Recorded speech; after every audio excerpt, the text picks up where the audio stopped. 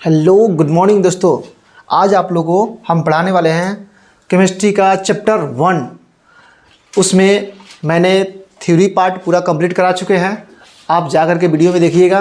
अब यहाँ से हम कराने वाले हैं ऑब्जेक्टिव पोर्शन, यानी क्वेश्चन 1 रहेगा, उसका ऑप्शन 4 मिलेगा आपको, और 4 ऑप्शन में आपको एक ऑप्शन चूज करना है। ठीक है, तो इसमें आपको प्रत्येक क्वेश्चन का 4 ऑप्शन मिलेगा और उसमें से एक। चलिए देर न करते हुए हम डायरेक्ट क्वेश्चन पे आते हैं। और ऑब्जेक्टिव क्वेश्चन पे आने से पहले मैं कुछ पॉइंट लेकर के आया हुआ हूँ, उस पॉइंट को देखना है और उसके बाद ऑब्जेक्टिव पे चलते हैं हम लोग। ठीक है, अब यहाँ पे पॉइंट आपको दिख रहा है, यहाँ पर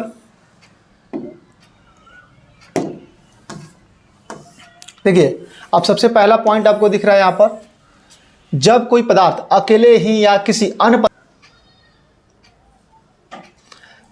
चलिए यहाँ पे देखिए फर्स्ट पॉइंट में क्या दिखा है, क्या लिखा हुआ है, जब कोई पदार्थ अकेले ही या किसी अन्य पदार्थ के साथ क्रिया करके एक या अधिक भिन्न गुण वाले नए पदार्थ का निर्माण करते हैं तो वह अभिक्रिया क्या कहलाती है? रासायनिक अभिक्रिया कहलाती है। ठीक है, तो आपको ऑब्जेक्टिव में इस टाइप से क्वेश्चन यहाँ से मिलेगा उधर, तो आपको उसमें सही बनना है। ठीक है, चलिए दूसरा पॉइंट देखिए, जो पदार्थ अभिक्रिया में भाग लेकर नए पदार्थ बनाते हैं वे अभिकारक कहलाते हैं। जैसे आपको मैंने बताया था कि एरोसाइन है, और एरोसाइन से पहले और एरोसाइन के बाद इधर आपका क्या होता है? प्रतिफल होता है। क्या होता है? प्रतिफल होता है। और इधर आपका होता है अभिकारक होता है। ठीक है, क्या होता है? अभिकारक। तो ये ध्यान देना है आपको, दिख रहा होगा आपको, ये आपका अभिकारक है,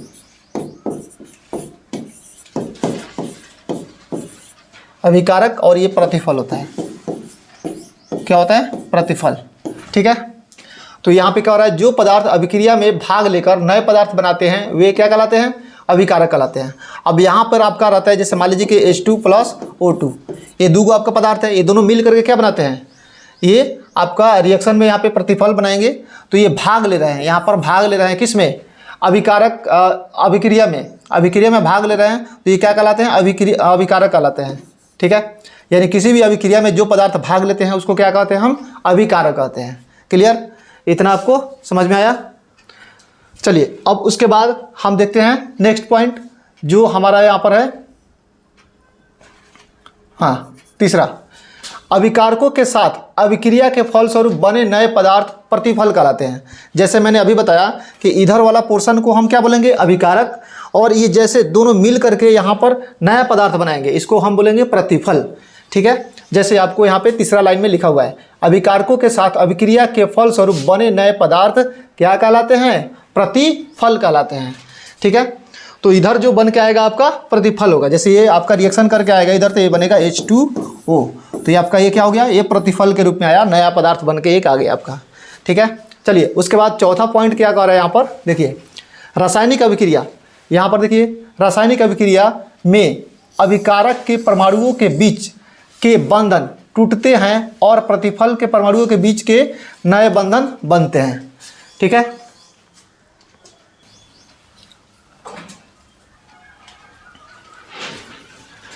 चलिए अब यहाँ पे मैंने चौथा पॉइंट क्या बताया था आपको, देखिए ध्यान से, रासायनिक अभिक्रिया में अभिकारक के परमाणुओं के बीच के बंधन क्या होते हैं?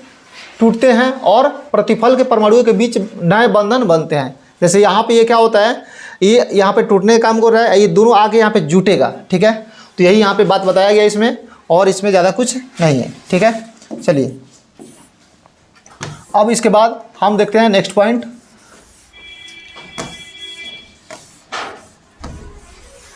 देखिए अब इसके बाद आपका आता है, रासायनिक अभिक्रिया में भाग लेने वाले पदार्थों के संकेतों एवं सूत्रों की सहायता से रासायनिक अभिक्रिया का निरूपण रासायनिक समीकरण कहलाता है। अब बात आता है रासायनिक समीकरण का। रासायनिक समीकरण का जब बात आता है तो उसमें देखिए, जैसे मैंने पानी बनाने का सूत्र लिया, ठीक है, हाइड्रोजन + ऑक्सीजन, और ये दोनों मिलकर के क्या बनाया? H2O बनाया। तो ये मैंने क्या लिया, उसमें से संकेत और सूत्र की सहायता से क्या किया? इस अभिक्रिया को मैंने बनाया यहाँ पे। ठीक है, जैसे यहाँ पे मैंने लिख रहा, फिर से ध्यान दीजिएगा इधर,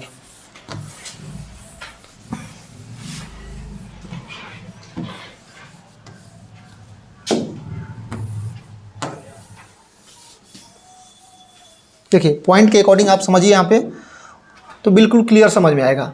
अब यहाँ पे एक और है कि रासायनिक अभिक्रिया में भाग लेने वाले पदार्थों के संकेतों एवं सूत्रों की सहायता से रासायनिक अभिक्रिया का निरूपण, यानी रासायनिक अभिक्रिया का जो निरूपण हो रहा है वो क्या कहलाएगा, रासायनिक समीकरण कहलाएगा। जैसे मैंने यहाँ पे लिया, क्या लिया, H2 + O2, तो ये बनाया आपका 2H2O, ठीक है। तो ये पूरा का पूरा आपका रासायनिक समीकरण कहलाया। क्या कहलाया, रासायनिक समीकरण कहलाया। तो मैंने इस पॉइंट तक आपको समझा दी है, ठीक है। अगला पॉइंट फिर आ रहा है आपका, देखिए एक पूर्ण रासायनिक समीकरण में अभिकारकों, प्रतिफलों और उनकी भौतिक अवस्थाओं का उल्लेख संकेतों द्वारा किया जाता है। अब यहाँ पे देखिए, यानी किसी भी अगर समीकरण का बात करते हैं तो उसमें अभिकारक आपका रहेगा, प्रतिफल रहेगा और उनकी भौतिक अवस्था, यानी जैसे मान लीजिए कि ये हाइड्रोजन गैस है, ऑक्सीजन गैस है, ये दोनों मिल करके क्या बनाया, पानी बनाया। तो इनकी भौतिक अवस्था में चेंजिंग आ रही है, तो ये आपको यहाँ पे समझना है कि उनकी भौतिक अवस्थाओं का उल्लेख संकेतों द्वारा किया जाता है। अब संकेतों के द्वारा हम समझेंगे कि ये क्या है, पानी का सूत्र है, ठीक है। इस तरह से यहाँ पे हम निरूपण कर सकते हैं। उसके बाद अगला पॉइंट में देखिए, जब समीकरण में तीर चिन्ह दिख रहा है, ये आपका तीर चिन्ह होता है, ठीक है। समीकरण में तीर चिन्ह के बाईं ओर, बाईं इधर होता है और दाईं इधर होता है, क्लियर। इधर होता है आपका बाईं, आप जैसे खड़ा होइएगा इधर बोर्ड की तरफ, तो ऐसे नहीं, इधर से ऐसे देखिए, तो ये आपका बायां और ये आपका दायां, तो ये बाईं ओर हो गया और ये आपका दाईं ओर हो गया, क्लियर। तो ये दाईं ओर और बाईं ओर, तो मैंने अब कहाँ तक आए थे, तीर चिन्ह के बाईं ओर क्या कहलाता है, अभिकारक। मैंने आपको बताया था तीर चिन्ह के इधर वाला अभिकारक होता है और इधर वाला प्रतिफल होता है, ठीक है। तो अभिकारक और प्रतिफल, ठीक है। तो बाईं ओर क्या कहलाएगा, अभिकारक, एवं दाईं ओर प्रतिफल। दाईं ओर किधर, अरे मैंने उल्टा लिख दिया, ये आपका क्या है, दायां है, ये दाहिना हाथ है, दायां, ठीक है। और ये आपका बायां, ठीक है। अब देखिए दाईं ओर आपका क्या बनेगा, प्रतिफल, और बाईं ओर आपका अभिकारक। ये बाईं ओर है आपका अभिकारक हुआ और दाईं ओर प्रतिफल हुआ, कि प्रत्येक प्रकार के परमाणुओं की संख्या समान होती है, ठीक है। जैसे आप इधर देखिएगा, हाइड्रोजन कितने हैं, 2, इधर हाइड्रोजन कितने हैं, 4 हो रहा है, तो इधर आपको 2 से गुना करना पड़ता है, तब जाके ये संतुलित होते हैं, ठीक है। फिर ऑक्सीजन कितने हैं यहाँ पे, 2, फिर इस 2 से इस ऑक्सीजन में गुना करेंगे तो कितना हो जाएगा, 2। तो वही बात बता रहा है कि क्या होना चाहिए, दोनों ओर परमाणुओं की संख्या समान होती है, यानी बराबर होती है, तब उसको क्या कहते हैं, हम संतुलित समीकरण कहते हैं। क्या कहते हैं, संतुलित समीकरण कहते हैं, ठीक है। चलिए उसके बाद अब ये संतुलित वाला लाइन था आपका, ये वाला कौन सा लाइन था, संतुलित समीकरण का। यानी संतुलित समीकरण कब बोलेंगे हम, जब एरो साइन यानी तीर निशान के दाईं ओर और बाईं ओर परमाणुओं की संख्या समान रहेगा, तब हम उसे संतुलित समीकरण कहते हैं, ठीक है। उसके बाद अगला पॉइंट है असंतुलित समीकरण। असंतुलित समीकरण वह है जिसमें समीकरण के तीर चिन्ह के दोनों ओर तत्वों के परमाणुओं की संख्या समान नहीं होती है। यानी जब ये तीर चिन्ह है, इसके बाद इधर परमाणु संख्या और इधर परमाणु संख्या, जैसे मैंने यहाँ से 2 मिटा दिया, ठीक है, 2 मिटा दिया, तो ये बताइए ये संतुलित है या असंतुलित है। आपको देख के समझ में आ रहा होगा कि इधर 2 हाइड्रोजन है और इधर 4 हाइड्रोजन है, तब ये संतुलित समीकरण नहीं कहलाएगा, तो क्या कहलाएगा, असंतुलित समीकरण कहलाएगा, ठीक है। चलिए उसके बाद अगला पॉइंट हम देखते हैं, ये यहाँ तक कंप्लीट हो गया। जिस रासायनिक अभिक्रिया में 2 या 2 से अधिक पदार्थ या यौगिक तत्व या यौगिक परस्पर संयोग करके नए पदार्थ बनाते हैं, ठीक है। जैसे मैंने बताया कि यही देखिए, ये दोनों मिल करके क्या बना रहे हैं, एक नया पदार्थ बना रहे हैं, तो क्या कहलाएगा आपका, ये संयोजन अभिक्रिया कहलाएगा। कौन सा अभिक्रिया कहलाएगा, संयोजन अभिक्रिया। ये वाला पॉइंट हम देख रहे थे। देखिए जिस रासायनिक अभिक्रिया में 2 या अधिक पदार्थ, अब उसमें तत्व भी हो सकते हैं और यौगिक भी हो सकते हैं। तत्व और यौगिक समझ में आता है आपको। यौगिक किसको कहते हैं, जैसे मान लीजिए कि आपका 1 से अधिक उसमें परमाणु क्या होते हैं, मिले रहते हैं, तो उसको हम यौगिक कहते हैं, और सिंगल रहेगा तो उसको तत्व बोलते हैं, ठीक है। देखिए तत्व या यौगिक परस्पर संयोग करके नए पदार्थ बनाते हैं, उसे संयोजन या संश्लेषण अभिक्रिया कहते हैं। संयोजन या संश्लेषण अभिक्रिया कहते हैं, क्लियर। चलिए अब इसका एग्जाम्पल आपको उधर ऑब्जेक्टिव में मिलने वाला है, उस पर ध्यान दीजिएगा, अच्छे से समझ में आएगा उसमें। उसके बाद देखिए, जिस रासायनिक अभिक्रिया में किसी यौगिक के टूटने से, जिस रासायनिक अभिक्रिया में किसी यौगिक के टूटने से दो या दो से अधिक सरल यौगिक बनते हैं उसे वियोजन या अपघटन अभिक्रिया कहते हैं। ठीक है, दिख रहा होगा आपको। चलिए थोड़ा सा मैं ऊपर कर देता हूँ ताकि फ्रेश दिखाई दे आपको। चलिए, जिस रासायनिक अभिक्रिया में किसी यौगिक के टूटने से दो या दो से अधिक सरल यौगिक बनते हैं उसे वियोजन या अपघटन अभिक्रिया कहते हैं। ध्यान दीजिएगा यहाँ पर, वियोजन या अपघटन, ये दोनों में से कहीं अगर एक दिखाई दिया आपको, सिर्फ अपघटन अभिक्रिया पूछेगा क्या होता है, ठीक है, या वियोजन अभिक्रिया क्या होता है, तो यही मतलब होता है आपका दोनों। यानी क्या होता है, किसी यौगिक के टूटने से कोई बड़ा यौगिक रहेगा, जैसे कोई बड़ा एक यौगिक रहेगा, ऐसे मान लीजिए कि कोई बड़ा यौगिक है, ये टूट करके दो को बना रहा है अलग अलग, तो ये टूट रहा है, तो इसको हम क्या बोल सकते हैं, वियोजन भी बोल सकते हैं और अपघटन भी बोल सकते हैं। ठीक है, चलिए उसके बाद वह अपघटन अभिक्रिया जो विद्युत प्रवाह के कारण होती है उसे वैद्युत अपघटन अभिक्रिया कहते हैं। अब देखिए, अपघटन तुम्हारा दो टाइप का हो गया। अब विद्युत प्रवाह के कारण जब होगा, यानी करंट के कारण जब उसका प्रवाह होगा, यानी उसका टूटना होगा, तो क्या कहेंगे, उसको विद्युत अपघटन अभिक्रिया कहेंगे। ठीक है, विद्युत या वैद्युत दोनों बोल सकते हैं, कोई दिक्कत नहीं है। मानव शरीर में भोजन का पचना, डायरेक्ट क्वेश्चन आता है आपके एग्जाम में कि मानव शरीर में भोजन का पचना किस प्रकार की अभिक्रिया है। एक नंबर है, इसको नोट कर लीजिएगा, एक नंबर आपका एग्जाम में पक्का रहने वाला है। ठीक है, मानव शरीर में भोजन का पचना किस प्रकार का अभिक्रिया है, अपघटन अभिक्रिया कहलाता है। ठीक है, चलिए इधर का पोर्शन आपका कंप्लीट होता है और अब इधर वाले पोर्शन पे हम आते हैं। ठीक है,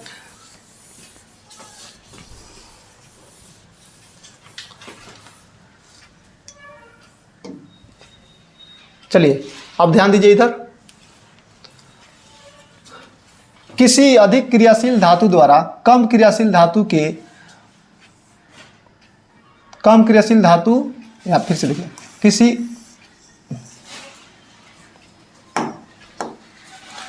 किसी अधिक क्रियाशील धातु द्वारा किसी कम क्रियाशील धातु का उसके लवण से विस्थापन एकल विस्थापन अभिक्रिया कहलाता है।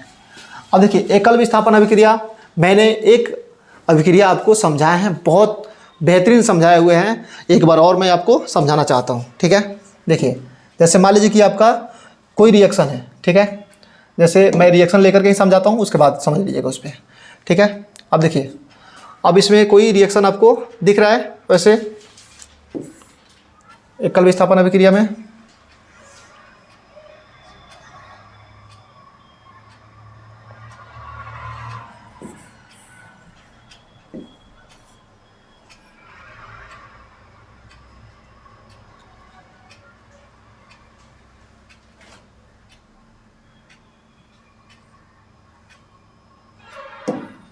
चलिए इसी पे हम बताते हैं। देखिए मैंने क्या बताए थे आपको, देखिए किसी क्रियाशील धातु द्वारा कम क्रियाशील धातु के उसके लवण या विस्थापन के एकल विस्थापन अभिक्रिया कहलाती है। एकल विस्थापन अभिक्रिया में मैंने क्या बताया था कि जैसे मान लीजिए कि आपका यहाँ पर ZnSO4, ठीक है, ZnSO4, एक काम कीजिए यहाँ पे लीजिए ऐसे,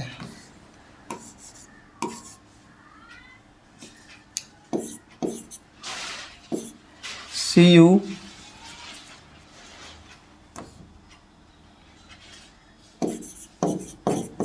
ZnSO4 प्लस Cu, ठीक है, ऐसे रहेगा। अब आपको रिएक्शन कराना है इसमें, तो देखिए अब Zn और Cu ये दो आपका यहाँ पे दिख रहा है। अब इसको रिएक्शन कराना है, तो क्या कर रहा है यहाँ पे, फर्स्ट लाइन देखिएगा ध्यान से, किसी अधिक क्रियाशील धातु द्वारा कम क्रियाशील धातु का उसके लवण से विस्थापन एकल विस्थापन अभिक्रिया कहलाती है। ठीक है, अब देखिए अब क्या करना है आपको, जैसे मैंने बताया था एक ट्रिक पोकैशो में, ठीक है, मैं ट्रिक को एक बार थोड़ा मैंने बोला था पोकैशो में, यानी पोटेशियम पोकैशो में, पोटेशियम, कैल्शियम, सोडियम, मैग्नीशियम, उसके बाद एल्युमिनियम, पोकैशो में एल्युमिनियम, जिंक, लोहा, टिन, एल्युमिनियम, जिंक, लोहा यानी F और Fe, और टिन का हो जाएगा आपका Sn। ठीक है, उसके बाद ले, हाइड्रोजन, तांबा, पारा, चांदी, सोना। ठीक है, ले यानी लेड, लेड को बोलते हैं Pb, ले हाइड्रोजन, तांबा, तांबा क्या होता है Cu, पारा चांदी सोना, तो पारा का हो जाएगा आपका Ag, सिल्वर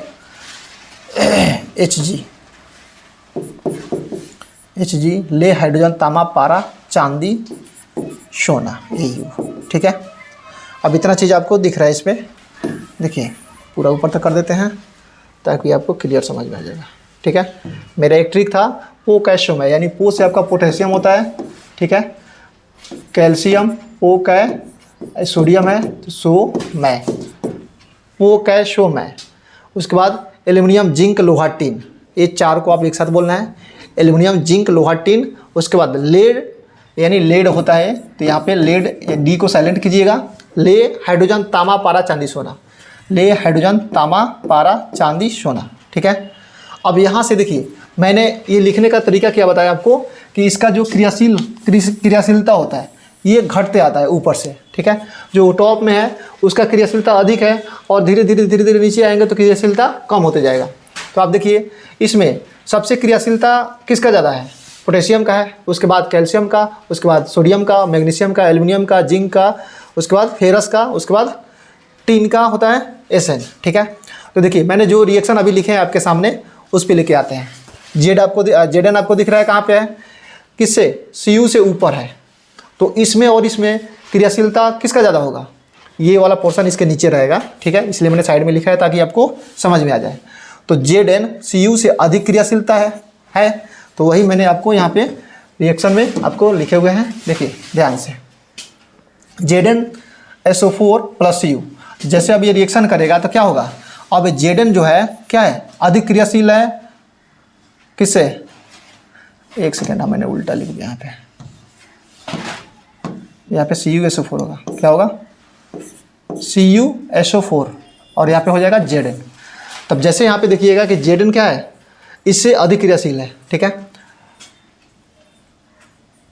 तो Zn क्या करेगा, इस Cu को हटा करके इसके साथ यहाँ पे रिएक्शन कर लेगा, तो बन जाएगा आपका ZnSO4 और प्लस का यहाँ पे Cu बन जाएगा। ठीक है, ये वाला पोर्शन आप इधर भी रख सकते हैं, इधर भी रख सकते हैं, कोई दिक्कत नहीं है। ठीक है, चलिए तो अब यहाँ पे देखिए ऐसे हम समझ सकते हैं इस लाइन को।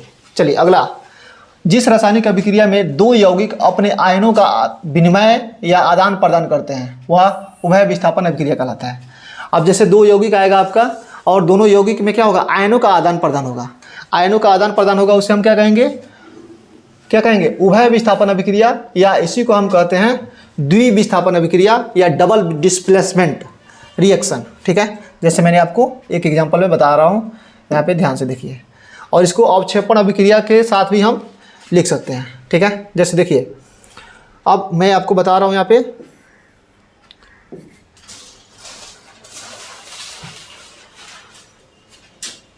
जैसे यहाँ पे देखिए NaOH और Cl है। ठीक है, अब यहाँ पे आयनों का आदान प्रदान हो रहा है, आयनों का आदान प्रदान हो रहा है, तो इसमें देखिए अब यहाँ पे सोडियम पे क्या होता है, प्लस होता है, और क्लोरीन पर माइनस होता है, और OH पर माइनस होगा और हाइड्रोजन पे प्लस होगा। ठीक है, तो देखिए प्लस वाला माइनस के साथ और माइनस वाला प्लस के साथ जाएगा, तो Na + Cl। ठीक है, ये दोनों प्लस माइनस इसमें आ गया और आयनों का आदान प्रदान किया अपना। ठीक है, यानी ये वाला प्लस वाला माइनस के साथ जाएगा, माइनस वाला प्लस के साथ जाएगा।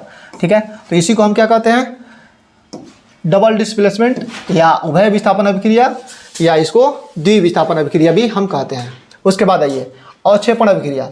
अवक्षेपण अभिक्रिया में प्रतिफल ठोस के रूप में विलयन से पृथक हो जाता है जब अवक्षेपण करते हैं। जैसे इसी में होता है, तो इसी में क्या होता है, आपका अवक्षेप बनेगा, तब अवक्षेप बनेगा तो उसको हम अवक्षेपण अभिक्रिया कहेंगे। अगर अवक्षेप नहीं बनेगा तब आपका डबल डिस्प्लेसमेंट रहेगा, लेकिन जहाँ अवक्षेप बन जाएगा उसको हम अवक्षेपण अभिक्रिया कहते हैं। ठीक है, चलिए उसके बाद देखिए, अब यहाँ पे जिस रासायनिक अभिक्रिया में प्रतिफल के साथ उष्मा ऊर्जा भी निकलती है उसे उष्माक्षेपी अभिक्रिया कहते हैं। फिर दोनों हम एक साथ आपको समझा रहे हैं, थोड़ा ध्यान दीजिएगा। ठीक है, जिस रासायनिक अभिक्रिया में प्रतिफल के साथ साथ उष्मा ऊर्जा भी निकलती है उसे उष्माक्षेपी अभिक्रिया कहते हैं। उसके बाद जिस रासायनिक अभिक्रिया में उष्मा ऊर्जा का अवशोषण होता है, वह उष्मा शोषी अभिक्रिया कहलाती है। अब इस दोनों अभिक्रिया को मैं समझा रहा हूँ अच्छे से यहाँ पे देखिए ध्यान से। चलिए देखिए,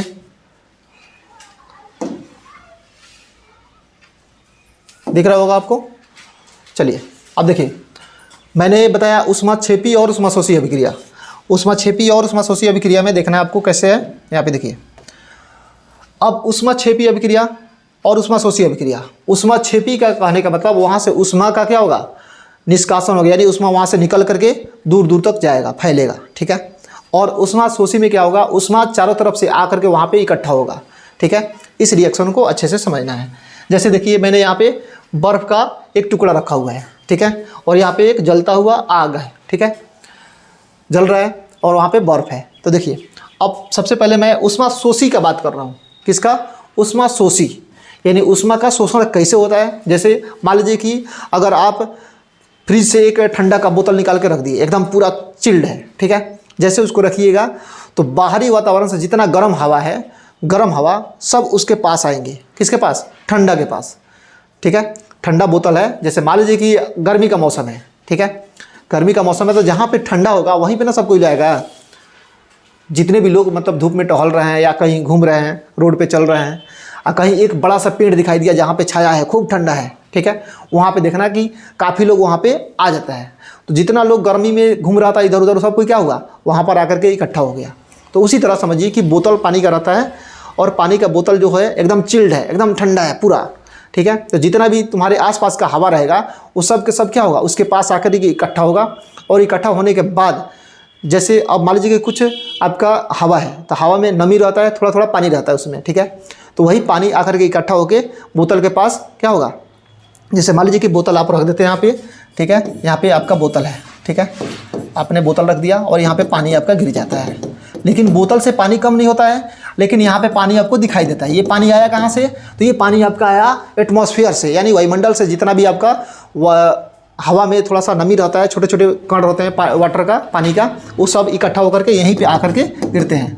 और पानी, जैसे मान लीजिए आप इसको कपड़े से अच्छे से पोंछ दीजिएगा, इसको अच्छे से साफ़ कर दीजिएगा, पानी बोतल जो बोतल का आपका बोतल है पानी का, साफ़ कर दीजिएगा। फिर थोड़ा देर बाद छोड़िएगा उसको, पानी एकदम आपका चिल्ड होना चाहिए, छोड़िएगा। फिर उस पर बूंदा बूंदा बूंदा बूंदा आपको बाहर से आपको दिखाई देगा, और यही सब पिघल पिघल के क्या होगा, यहाँ पे पानी जम जाता है, ठीक है। तो ये आपका छोटे छोटे जो कण होते हैं पानी का हवा में, वो सब इकट्ठा होकर के यहाँ पे आते हैं, ठीक है। तो ये आपका क्या होता है, ऊष्मा का शोषण होता है। यहाँ पे ऊष्मा का शोषण होता है, यानी ऊष्मा एक जगह आता है वहाँ पे, ठीक है। लेकिन यहाँ पर क्या होता है, अब यहाँ से ऊष्मा को निकाला जाता है, ठीक है। जैसे मान लीजिए कि आग जला रहे हैं तो वहाँ से ऊष्मा निकलेगा। जैसे मान लीजिए घर में आप आग जला दिए, एक घर में आग जला दिए, और थोड़ा देर बाद घर में पूरा क्या होता है, पूरा का पूरा घर आपका गर्म हो जाता है। ठंडी के दिनों में क्या होता है, जैसे आप एक जगह आग जलाएं तो पूरा घर आपका गर्म हो जाता है। तो ये आपका ऊष्मा का क्या करता है, यहाँ पे उत्सर्जित करता है, यानी ऊष्मा निकलता है यहाँ से। जहाँ ऊष्मा उत्सर्जित करेगा, ऊष्मा निकलेगा, उसको क्या बोलेंगे, ऊष्माक्षेपी अभिक्रिया। ऊष्माक्षेपी से समझना है कि ऊष्मा वहाँ से निकल रहा है, उत्सर्जित कर रहा है, ठीक है। और जहाँ पे ऊष्मा आ रहा है उसको हम बोलेंगे ऊष्माशोषी अभिक्रिया, ठीक है। तो यहाँ से आपको क्लियर हो गया होगा।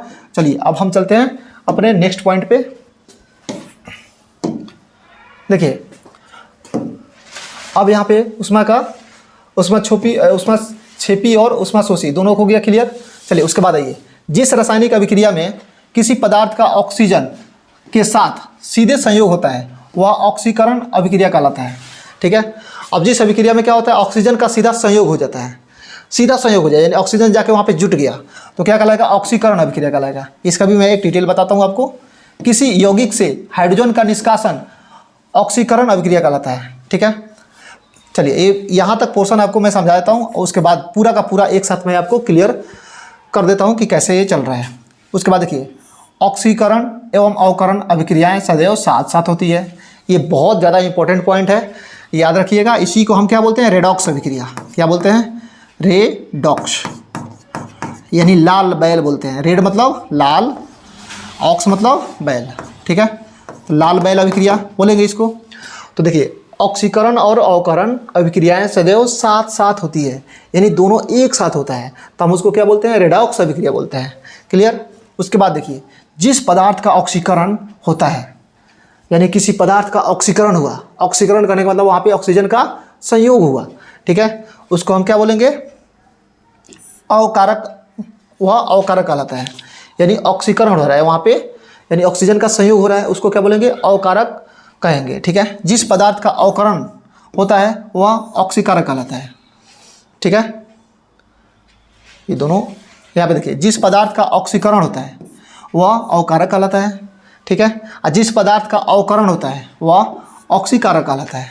चलिए, अब ये वाला बात आपको यहाँ तक मैं समझा रहा हूँ कि कैसे कैसे होता है टोटल। देखिए, एक पोर्शन आपके लिए मैं लेकर के आया हूँ स्पेशल, इसके लिए ऑक्सीकरण अवकरण के लिए। ठीक है, यहाँ पे आपको पूरा एकदम डाउट क्लियर हो जाएगा। देखिए, अब ध्यान से देखिएगा, और एक नोट भी मैं आपको यहाँ पे लिखवा रहा हूँ, उसको भी ध्यान दीजिएगा। देखिए, अवकरण, अवकरण यहाँ पर देखिए, यहाँ से यहाँ तक आप जाइएगा तो दिखाई देगा आपको। अब यहाँ पे ऑक्सीजन एक साथ है। ठीक है, अब जैसे यहाँ तक देखेंगे तो यहाँ से ऑक्सीजन गायब है। ठीक है, तो हुआ क्या, यहाँ पे अवकरण में ऑक्सीजन का निष्कासन होता है। क्या होता है? अवकरण में ऑक्सीजन का निष्कासन होता है और हाइड्रोजन का संयोग होता है। ठीक है, यहाँ पे लिख लीजिए इसी में जोड़ करके, ऑक्सीजन का निष्कासन और हाइड्रोजन का संयोग। क्या होता है? संयोग होता है। ऑक्सीजन का निष्कासन होगा और हाइड्रोजन का संयोग होगा, उसको क्या कहेंगे? अवकरण अभिक्रिया कहेंगे। क्या कहेंगे? अवकरण अभिक्रिया। याद रखिएगा दोनों को। ठीक है, फिर ऑक्सीकरण में आइए। ऑक्सीकरण में क्या होता है? देखिए, यहाँ पे हाइड्रोजन है और यहाँ पे आपका, देखिए अब हाइड्रोजन है, तो हाइड्रोजन में क्या आया? यहाँ पर देखिएगा तो हाइड्रोजन के साथ तुम्हारा ऑक्सीजन आके जुट रहा है। क्या हो रहा है? ऑक्सीजन आया और वहाँ पे जुट रहा है, ऑक्सीजन जुट रहा है। जैसे ऑक्सीजन जुटेगा तो हमको क्या बोलेंगे? वहाँ पे ऑक्सीजन का संयोग बोलेंगे, ऑक्सीजन का संयोग बोलेंगे वहाँ पे। ठीक है, देखिए यहाँ पे क्या था? ऑक्सीजन का निष्कासन हो रहा है और हाइड्रोजन का संयोग हो रहा है। ऑक्सीजन का निष्कासन, हाइड्रोजन का संयोग, लेकिन यहाँ पर ऑक्सीजन का संयोग तब,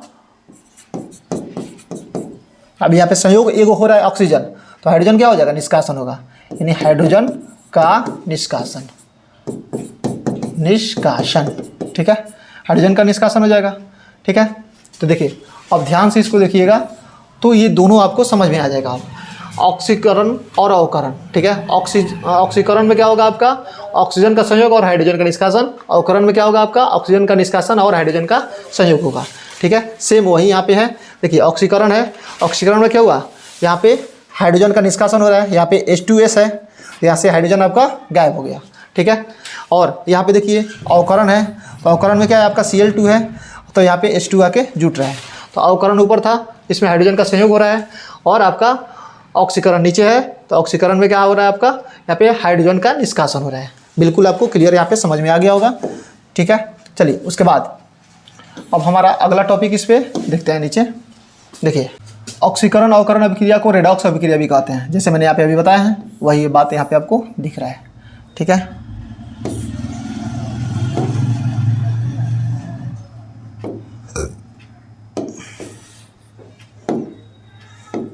चलिए, ऑक्सीकरण अवकरण अभिक्रिया को रेडॉक्स अभिक्रिया भी कहते हैं। ठीक है, उसके बाद अगला पॉइंट आपका यहाँ पर देखिए, खाद्य पदार्थों में उपस्थित वसा तेल ऑक्सीकृत होकर खाद्य पदार्थ को दूषित बना देती है। जैसे मान लीजिए कि आप खाद्य पदार्थ जो खाने वाला चीज़ होता है, जैसे मान लीजिए कि सेव खा रहे हैं, तो उसको काट करके थोड़ा देर छोड़ दीजिएगा, थोड़ा देर छोड़िएगा और उसके बाद खाइएगा। मतलब समझिए 1-2 घंटा छोड़ करके खाइएगा, तो उसके ऊपरी परत का स्वाद आपको अच्छा लगेगा? नहीं लगेगा।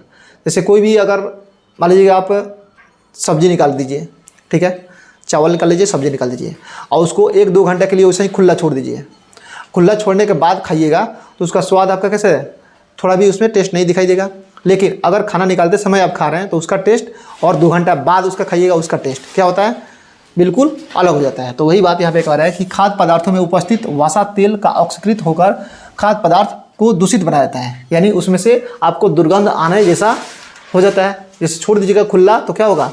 वो डायरेक्ट ऑक्सीजन से क्या करता है? रिएक्शन करके उसको खराब कर देता है, यानी दूषित बना देता है। ठीक है, चलिए अगला देखिए, प्रकाश रासायनिक अभिक्रिया प्रकाश की उपस्थिति में होती है।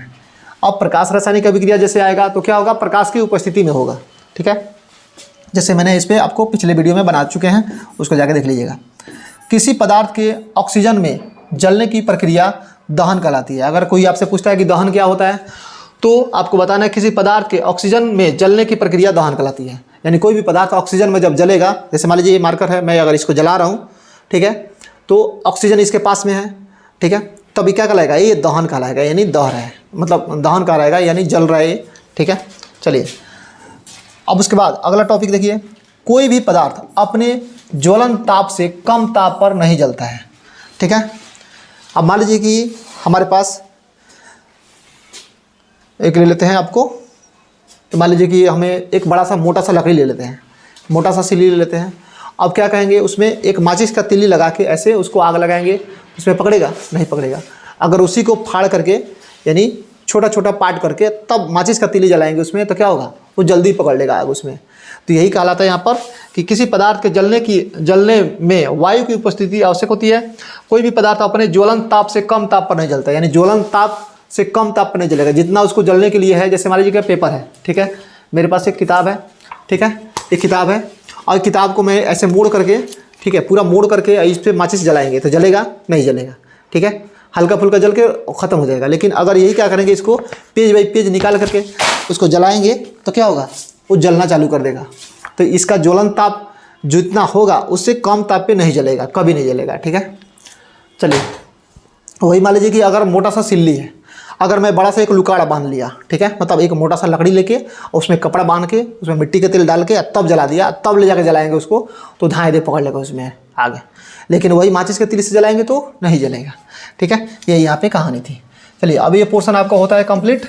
अब हम आपको लेके आते हैं यहाँ पर ऑब्जेक्टिव के दुनिया में, ठीक है। अब ऑब्जेक्टिव वाला दुनिया में चलिए यहाँ से आपको टोटल समझाने का काम करते हैं। देखिए अब पहला यहाँ पे वस्तुनिष्ठ प्रश्न आपको आ रहा है, ठीक है। सही उत्तर का संक्षिप्त अक्षर क ख ग में 4 गो दिया हुआ है, उसमें से सही आपको बताना है, ठीक है। अगला देखिए पहला क्वेश्चन, रासायनिक अभिक्रियाओं को व्यक्त किया जाता है। रासायनिक अभिक्रियाओं को किसके साथ व्यक्त किया जाता है, बताओ किसके साथ। रासायनिक अभिक्रियाओं को समीकरण के द्वारा व्यक्त किया जाता है, ठीक है। यानी रासायनिक अभिक्रिया जब हम लिखते हैं तो क्या होता है, समीकरण के द्वारा व्यक्त हो जाता है। अगला क्वेश्चन 2 नंबर देखिए यहाँ पे है, समीकरण के बाईं एवं दाईं ओर प्रत्येक प्रकार के परमाणुओं की संख्या समान है, तो यह समीकरण क्या कहलाएगा। जस्ट मैंने अभी बताया था पीछे कि दोनों तरफ एरो साइन के दोनों तरफ अगर परमाणु की संख्या समान होगी तो संतुलित अभिक्रिया, संतुलित रासायनिक समीकरण अभिक्रिया, संतुलित रासायनिक समीकरण। अगर समान नहीं होगा तो असंतुलित रासायनिक समीकरण। तो इसमें संतुलित रासायनिक समीकरण देख के टिक लगा लीजिए, यानी एरो साइन के दोनों तरफ क्या होगा, परमाणु की संख्या समान होगा तो उसको संतुलित बोलेंगे, यानी संतुलित रासायनिक समीकरण, और असमान होगा तो असंतुलित रासायनिक समीकरण, ठीक है। चलिए तीसरा नंबर में देखिए, निम्नलिखित में कौन समीकरण असंतुलित है। अब आपको देख के पहचानना है कि कौन असंतुलित है। जैसे यहाँ पे देखिए, यहाँ पे H2 है, यहाँ पे Cl2 है, यहाँ पे 2HCl है। तो जो 2 बाहर दिख रहा है दोनों में बारी बारी से गुना होता है, 2 हाइड्रोजन 2 क्लोरीन हो जाएगा। उसके बाद यहाँ पे 2 हाइड्रोजन है 2 क्लोरीन है, तो ये दोनों बराबर है, तो क्या है आपका संतुलित है। ये संतुलित है तो ये आपका नहीं होगा, असंतुलित देखना है। उसके बाद देखिए ये आपका क्या है, KClO3, यानी पोटेशियम क्लोराइड बोलेंगे इसको, ठीक है। पोटेशियम क्लोराइड यहाँ बन रहा है, KClO3 है। और इसमें देखिए 2 कैल्शियम है, यहाँ 2 कैल्शियम है, क्लोरीन यहाँ पे 2 है, लेकिन यहाँ पे क्लोरीन यहाँ भी 2 है। ऑक्सीजन का 1 है, 3 है, यहाँ ऑक्सीजन सॉरी 3 दूनी 6, 3 यहाँ पे है, 3 यहाँ भी है, तो 6 यहाँ पे 6 यहाँ पे, यानी इसमें भी आपको बराबर दिख रहा है, ठीक है। अगर आपको संतुलित संतुलित करने नहीं आता होगा तो आप जा करके पिछला वीडियो देखिएगा, उसमें संतुलित समझाए हुए हैं, अच्छे से समझ में आपको आ जाएगा। तो ये भी संतुलित है, ये भी संतुलित है, तो ये भी नहीं होगा। और यहाँ पे देखिए PbNO3 का होल 2 है, और यहाँ पे PbO है, यहाँ पे NO2 है, यहाँ पे O2 है। देखिए आप पहले वो छोटा वाला देख लीजिए, यहाँ पे H2+O2 है, तो देखिए यहाँ पे 4 गो है, यहाँ पे 2 है ऑक्सीजन, हाइड्रोजन यहाँ पे 4 है, ऑक्सीजन 2 है, तो ये भी आपका संतुलित है, तो ये नहीं होगा। तो जो बच गया यही आपका क्या हो जाएगा, असंतुलित हो जाएगा, ठीक है। तो जो छोटा छोटा है उसको पहले सोल्व कर लीजिए, अगर संतुलित मिल गया तो असंतुलित वाला जो ऑप्शन बच रहा है वही असंतुलित हो जाएगा, ठीक है। इनमें से कोई ऑप्शन तो है नहीं, तो यही आपका क्या हो जाएगा, आपका असंतुलित हो जाएगा। अब देखिए असंतुलित कैसे होता है, ध्यान से देखिए। अब यहाँ पे Pb आपका क्या है, 1 है, यहाँ पे Pb का 1 है, ठीक है। अब यहाँ पे देखिए NO3 का होल 2 है, तो N का 1 हो जाएगा 2 गो, ऑक्सीजन का 1 हो जाएगा 6 गो, ठीक है। तो यहाँ पे देखिए ए ऑक्सीजन आपका 2 गो, यहाँ पे 2 गो 4 गो हुआ, एन आपका यहाँ पे 1 गो है, लेकिन यहाँ पे एन 2 गो है। अभी ऑक्सीजन भी कम है और नाइट्रोजन भी कम है, ठीक है। चलिए, तो इसलिए इसको हम क्या बोलेंगे, असंतुलित रासायनिक समीकरण है। उसके बाद निम्नलिखित में से कौन समीकरण संतुलित है? अब संतुलित देख के आपको बताना है। पहले यहीं पे देखिए, यहाँ पे क्लोरीन 2 गो है, यहाँ पे क्लोरीन 3 गो है, तो ये आपका संतुलित नहीं है। फिर यहाँ पे देखिए एन आपका 1 गो है, यहाँ पे एन कै गो है, 2 गो है, लेकिन 1 गो एन यहाँ भी है, तो ये 2 गो एन भी हो गया, 2 गो इधर भी हो गया। हाइड्रोजन कै गो है, 4 गो, यहाँ भी हाइड्रोजन 4 है। ऑक्सीजन कै गो यहाँ पे 2 गो है, यहाँ भी ऑक्सीजन 2 गो है, तो ये आपका संतुलित आ रहा है, हो जाएगा। एक बार मिला लीजिए इसको भी, ग नंबर ऑक्सीजन 2 है, यहाँ पे ऑक्सीजन 3 है, तो ये आपका संतुलित नहीं है, ठीक है। यहाँ पे के 1 गो है, यहाँ पे के 1 गो है, क्लोरीन 2 गो है, यहाँ पे क्लोरीन 1 गो है, तो ये भी आपका संतुलित नहीं है, यानी आपका ख ऑप्शन सही होगा इसमें, ठीक है। उसके बाद कैल्शियम कार्बोनेट को गर्म करने पर कैल्शियम ऑक्साइड एवं कैल्शियम डाइऑक्साइड बनते हैं, ठीक है। जैसे मैंने ऊपर देखिए, ये कैल्शियम कार्बोनेट को गर्म करने पर क्या बनता है, कैल्शियम ऑक्साइड और कैल्शियम क्लोराइड और ऑक्सीजन, ठीक है। यहाँ पे देखिए कैल्शियम ऑक्साइड, सॉरी पोटेशियम वाला है। अब कैल्शियम कार्बोनेट को गर्म करने पर कैल्शियम कार्बोनेट, यहाँ पे देखिए ये दिख रहा है आपको, कैल्शियम कार्बोनेट को गर्म करने पर कैल्शियम ऑक्साइड और कार्बन डाइऑक्साइड बनता है, ठीक है, बनता है। तो यह किस प्रकार की रासायनिक अभिक्रिया है, आप बताइए। यहाँ पे देखिए ये बड़ा अणु है, एक बड़ा अणु है, ये टूट करके 2 गो छोटे छोटे में बांट रहा है। तो मैंने आपको क्या बताया था, अभी जस्ट पीछे मैंने बताया था आपको कि वियोजन या अपघटन अभिक्रिया बोल सकते हैं। क्या बोल सकते हैं, वियोजन या अपघटन अभिक्रिया। तो आपका घ ऑप्शन क्या हो जाएगा, सही हो जाएगा, ठीक है। उसके बाद 6ठा नंबर क्वेश्चन देखिए,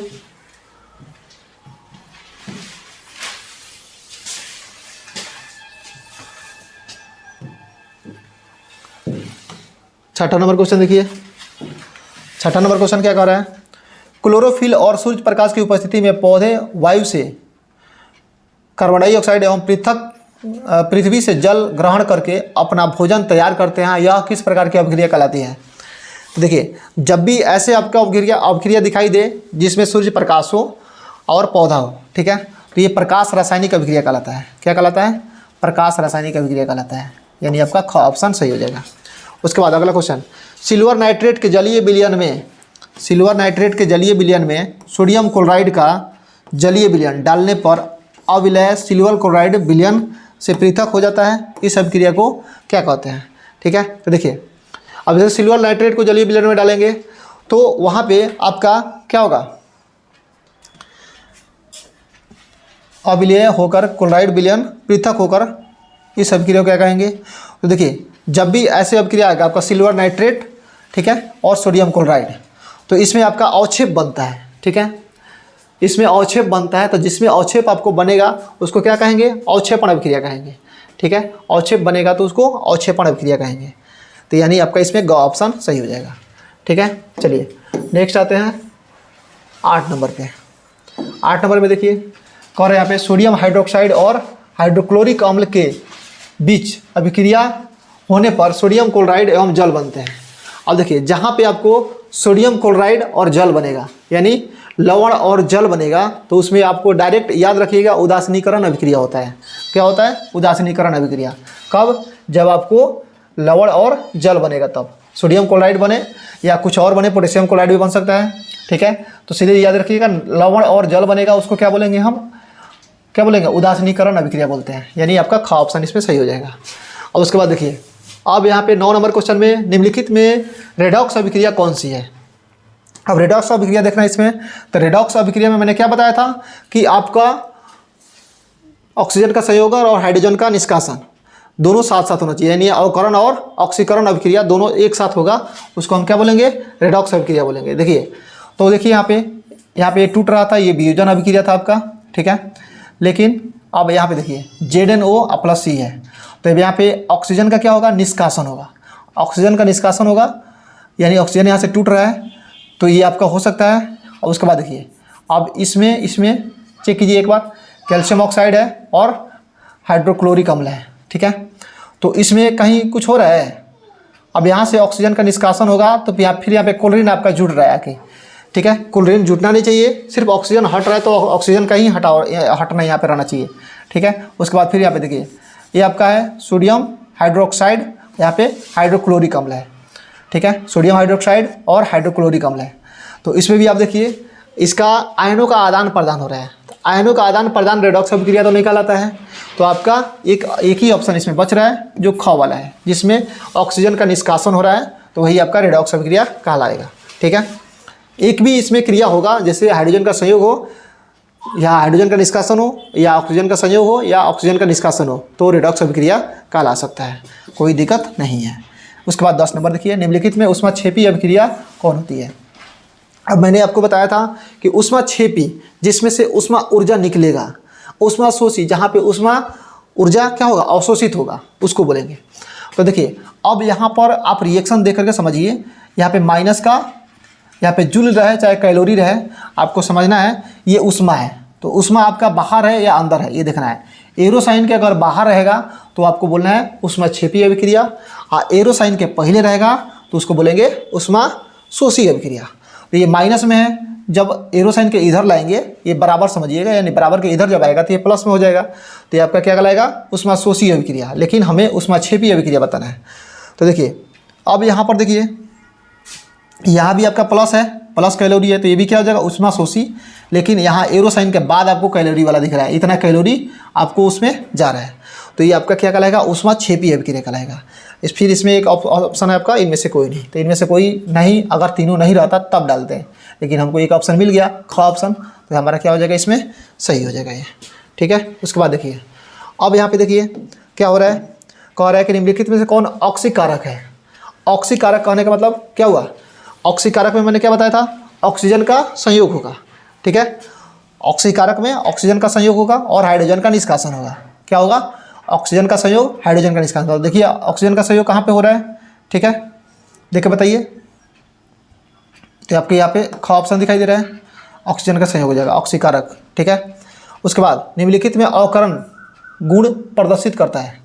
तो अवकरण गुण किस में प्रदर्शित करता है, देखिए अब यहाँ पे सल्फर है, इसमें हाइड्रोजन आपका आके जुट रहा है, ठीक है। तो ये आपका क्या हो जाएगा, इसमें H2S इसका अवकरण का एग्जाम्पल हो जाएगा, ठीक है। चलिए नेक्स्ट आप देखते हैं हम, 13 तक यहाँ देख लिए। अब आपका आता है समीकरण CuO2 और CuO बना रहा है। तो अभिक्रिया कौन सा आपका अभिक्रिया है, देखिए ये जुटने का काम कर रहा है, ठीक है, जुटने का काम कर रहा है। और जुटने का काम कर रहा है तो वहाँ पे देखिए ये आपका ऐसे आएगा। तो बताइए अब यहाँ पे ऑक्सीजन का संयोग हो रहा है, तो ऑक्सीजन का संयोग मैंने क्या बताया था आपको, ऑक्सीकरण अभिक्रिया, क्या कहलाएगा, ऑक्सीकरण अभिक्रिया। उसके बाद शरीर में भोजन का पचना किस प्रकार की अभिक्रिया है, मैंने आपको बताया था, बताइए कैसा है। शरीर में भोजन का पचना आपका अपघटन अभिक्रिया कहलाता है। वैद्युत अपघटन, शरीर में भोजन का पचना आपका सिर्फ अपघटन अभिक्रिया कहलाएगा, बहुत ही टफ करना ही होगा, अपघटन अभिक्रिया कहलाएगा। निम्नलिखित में कौन सा पदार्थ बिना ज्वाला के जलता है, बताइए बिना ज्वाला के कौन जलता है। तो इसमें आपका मोमबत्ती है, कोयला है, केरोसिन है और मीथेन गैस है। तो बिना ज्वाला के जलता है, यानी बिना आग के जलता है, बताइए कौन हो सकता है इसमें। तो ये आपका ऑप्शन मैं छोड़ देता हूँ, आपको कमेंट बॉक्स में इसका सही जवाब बताना है।